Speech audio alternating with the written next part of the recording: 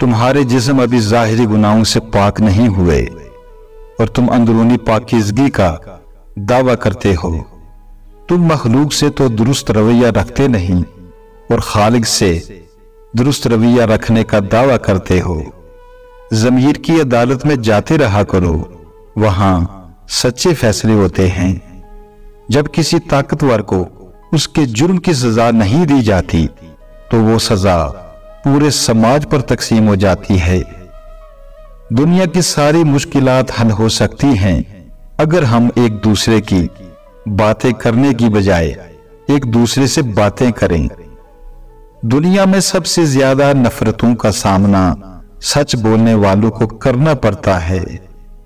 زمانے کا شکوہ نہ کرو بلکہ خود کو بدلو، کیونکہ پاؤں کو گندگی سے بچانے کا طریقہ جوتا پہننا ہے، نہ کہ سارے شہر میں قالین بچھانا۔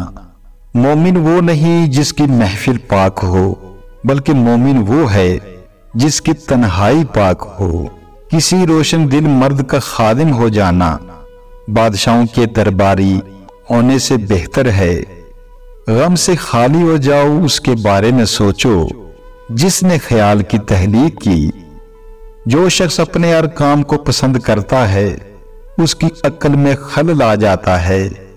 وہ محبت بہت گہری ہوتی ہے جو دوستی سے شروع ہو۔ انسان کے لیے تین چیزیں انتہائی مشکل ہوتی ہیں: راز کو راز رکھنا، بے عزتی کو بھول جانا اور فرصت کو صحیح استعمال کرنا۔ مبارک ہیں وہ لوگ جن کے پاس نصیحت کو الفاظ نہیں بلکہ ان کے اپنے اعمال ہیں۔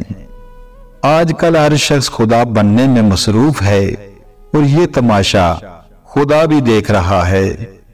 تنقید کرنے کا حق ہر کسی کو ہے، مگر شرط یہ ہے کہ اپنے گریبانوں کا بھی جائزہ لینا چاہیے۔ عام لوگوں کی شدید کمی ہے، ہر کوئی خود کو بہت خاص سمجھ رہا ہے۔ ملاوٹ کا دور ہے، بس ہاں میں ہاں ملا لیا کرو۔ جو ظلم کے ذریعے عزت چاہتا ہے اللہ اسے انصاف کے ذریعے ذلیل کرتا ہے۔ جس طرح اندھیری رات میں ستارے چمکتے ہیں، اسی طرح سلیقہ مند عورت سے گھر میں رونق ہوتی ہے۔ گناہ کسی نہ کسی صورت دل کو بے قرار رکھتا ہے۔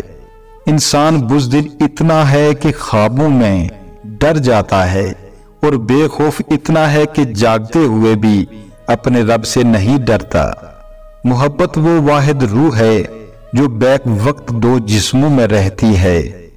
تمہاری روح کے لیے اس سے بڑھ کر کوئی مرض نہیں کہ تم خود کو کامل سمجھنے لگو۔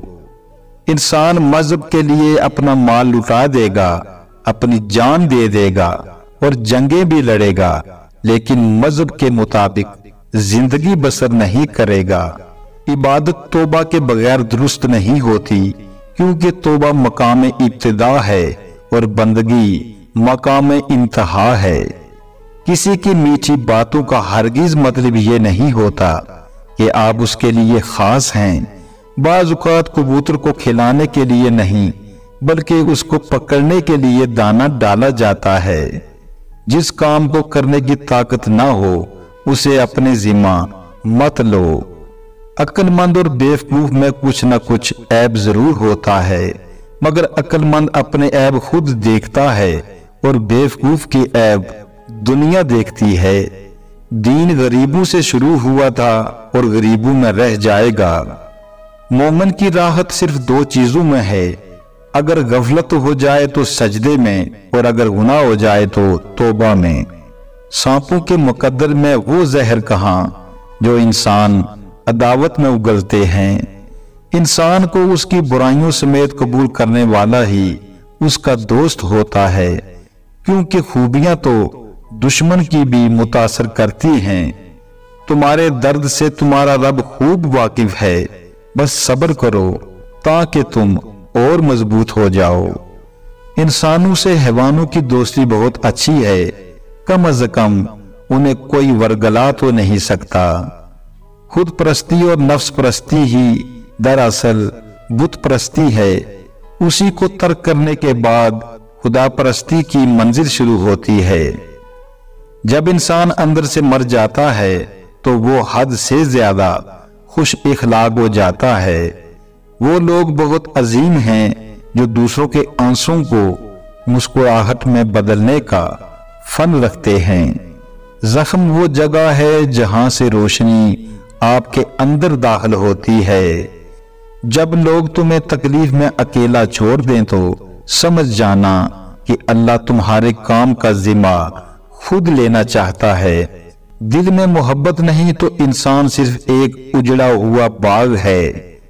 محبت وفادار کی داستان ہوتی ہے اور بے وفا کی زندگی کا ایک معمولی سا واقعہ۔